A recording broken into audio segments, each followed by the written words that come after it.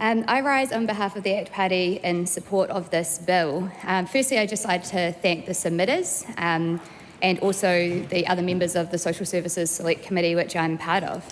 Anyone would think, listening to the last couple of speeches, that we have these mega landlords, that every landlord in New Zealand owns multiple homes.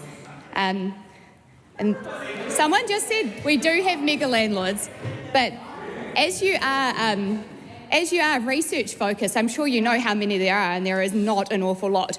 Most of the landlords in this country are actually mum and dad landlords that own no more than 1 or 2 homes. And when we're talking about the research around rentals and the fear that actually property owners have about renting their property, this is very real.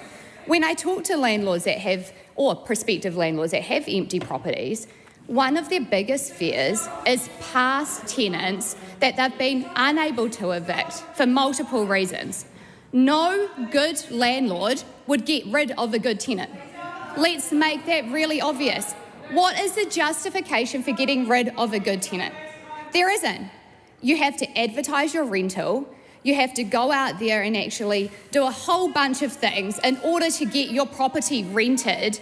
If a tenant is good, you want to keep them. That's the whole point of renting your property, to make money, to have a good property and to provide a home for others. So to turn around and say that this is not renter focused, I think is actually a big misjustice. And I heard from the former the Labor speaker that mentioned that around rental increases. Well, actually, rental increases have slowed for the first time in 6 years. So what we are doing is having an effect, and I think it's really important to note. So I'm not going to sugarcoat the 90-day no-clause evictions. I think it's great, and I think it's something we need to give actually a lot more landlords out there, or potential landlords, the opportunity to rent their properties. And I think that in turn, alongside the fact that we do need to build more houses, but everybody failed to mention the RMA. I mean, the RMA has basically been hindering, whether it's the government building houses or the public or the private property building houses. So we're also sorting that out. So I think that would actually go a long way to fix it. But one of the key things I really wanted to talk about... If members could keep it down a bit, I'm having trouble listening to... I think we like the spicy debate around here. It's early morning for this. But one of the things I do want to talk about, and I think it's a huge win for us, is actually, it was a part of the ACT National Coalition, and it was the pet bonds.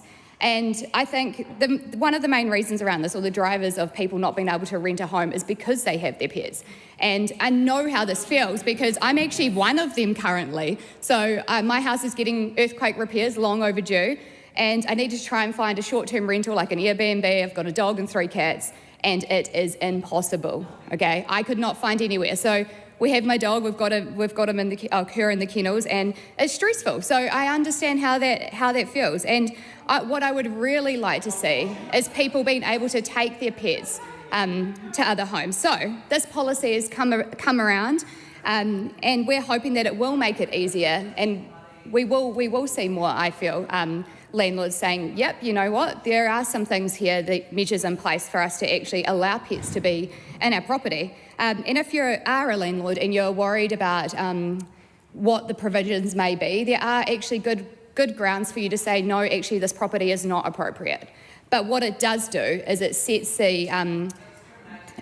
up the environment for actually landlords to say yes, because I've got the protections in place there. They have the bonds that they're able to take, and they're also able to have any other kind of, or they're able to recover any costs that are beyond wear and tear. So anyway, that's all I'm going to say on this bill. But I commend it, and I would like once again to thank everybody who submitted on the bill, and thank you very much.